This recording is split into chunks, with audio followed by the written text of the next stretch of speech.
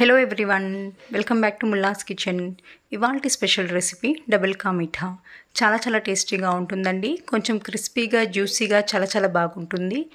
ఎప్పుడు ట్రై చేయని వాళ్ళు కూడా ఒకసారి నేను చెప్పే పద్ధతిలో నేను చెప్పే కొలతల్లో ఒకసారి డబుల్ కా మీఠాని ట్రై చేయండి. చాలా బాగా కుదురుతుంది. సో ఎంతో టేస్టీగా ఉండే డబుల్ కా మీఠాని పర్ఫెక్ట్గా ఎలా తయారు చేయాలో వీడియోని కంప్లీట్గా చూసి తెలుసుకోండి. డబుల్ కా మీఠా తయారు చేసుకోవడానికి ఫస్ట్ అయితే బ్రెడ్ స్లైసెస్ తీసుకోవాలండి. ఇక్కడ నేను 15 to 20 minutes పాటు ఎండలో ఆరబెట్టిన 8 బ్రెడ్ స్లైసెస్ తీసుకున్నాను. ఇలా ఆరబెట్టడం వల్ల మనం వీటిని ఆయిల్లోకి యాడ్ చేసి ఫ్రై చేసేటప్పుడు ఎక్కువ ఆయిల్ని పీల్చవన్నమాట. ఇప్పుడు బ్రెడ్ స్లైసెస్ ఒక బ్రౌన్ పార్ట్ని కట్ చేసుకోవాలి. ఈ బ్రౌన్ పార్ట్ వేస్ట్ అవ్వకుండా వీటితో బ్రెడ్ క్రమ్స్ అయినా తయారు చేసుకోవచ్చండి. ఇలా బ్రెడ్ స్లైసెస్ అన్నింటినీ బ్రౌన్ పార్ట్ కట్ చేసుకున్న తర్వాత వీటిని చిన్న పీసెస్ లాగా కట్ చేసుకోవాలి. ఈ విధంగా వీడియోలో చూపించే విధంగా స్క్వేర్ షేప్లో కట్ చేసుకున్న బ్రెడ్ పీసెస్ని ఒక పక్కన పెట్టుకోండి. ఇప్పుడు స్టవ్ పైన కడాయి పెట్టుకుని ఇందులోకి డీప్ ఫ్రైకి ఆయిల్ లేదా నెయ్యిని యాడ్ చేసి మనం కట్ చేసుకున్న పీసెస్ని వీటిలోకి యాడ్ చేసుకొని ఇవి కలర్ చేంజ్ అయ్యేంత వరకు ఫ్రై చేసుకోవాలి. నేనైతే ఇక్కడ నెయ్యి యాడ్ చేశానండి. మీరు డాల్డా అయినా యాడ్ చేసి ఫ్రై చేసుకోవచ్చు.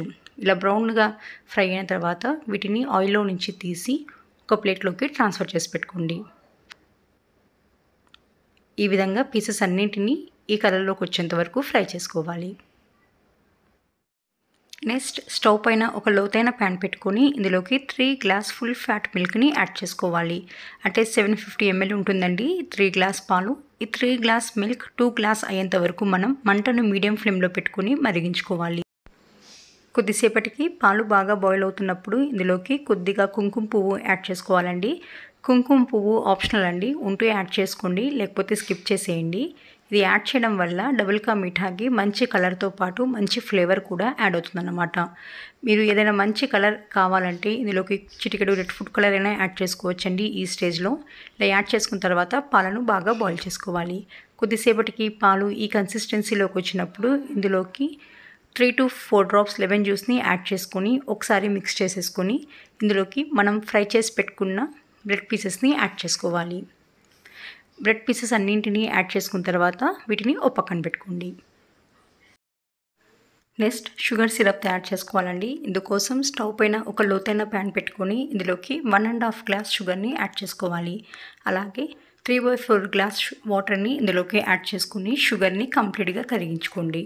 మంటను మీడియం ఫ్లేమ్లో పెట్టుకొని కరిగించుకోవాలండి. కొద్దిసేపటికి షుగర్ కంప్లీట్గా కరిగిన తర్వాత ఇందులోకి 3 యాలుక్కాయలను దంచి ఇందులోకి యాడ్ చేసుకోండి. ఇవి యాడ్ చేయడం వల్ల మంచి ఫ్లేవర్ అనేది యాడ్ అవుతుంది. షుగర్ సిరప్ తయారైందో లేదో చెక్ చేసుకోవడానికి ఇలా చేత్తో పట్టుకుంటే వీళ్ళ మధ్య స్టిక్కీగా అనిపిస్తే చాలండి షుగర్ సిరప్ తయారైనట్టు.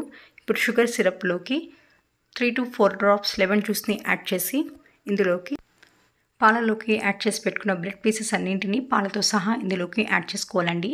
ఇవి యాడ్ చేసిన తర్వాత మంటలో లో ఫ్లేమ్లో పెట్టుకుని బ్రెడ్ పీసెస్ అన్నీ షుగర్ సిరప్ని కంప్లీట్గా అబ్జర్వ్ అయ్యేంత వరకు ఈ విధంగా కలుపుతూ కుక్ చేసుకోవాలి. కొద్దిసేపటికి ఈ కన్సిస్టెన్సీలోకి వచ్చిన తర్వాత ఇందులోకి ఫ్రై చేసి పెట్టుకున్న జీడిపప్పు, కిస్మిస్ వీటిని యాడ్ చేసి మరో 2 minutes పాటు కుక్ చేసుకోండి.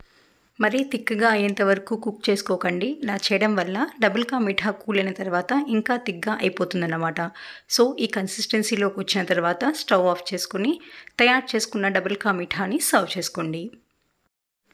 చూసారు కదండి, డబుల్ కా మీఠాని పర్ఫెక్ట్గా ఇంట్లో ఎలా తయారు చేయాలో. మీరు కూడా డెఫినెట్గా ఈ డబుల్ కా మీఠాని ఇంట్లో ట్రై చేసి మీకు ఎలా కుదిరిందో నా కామెంట్ బాక్స్లో తెలియజేయండి. మీకు నా వీడియో నచ్చితే లైక్ చేయండి. అలాగే మీ ఫ్రెండ్స్కి, రిలేటివ్స్కి కూడా షేర్ చేయండి.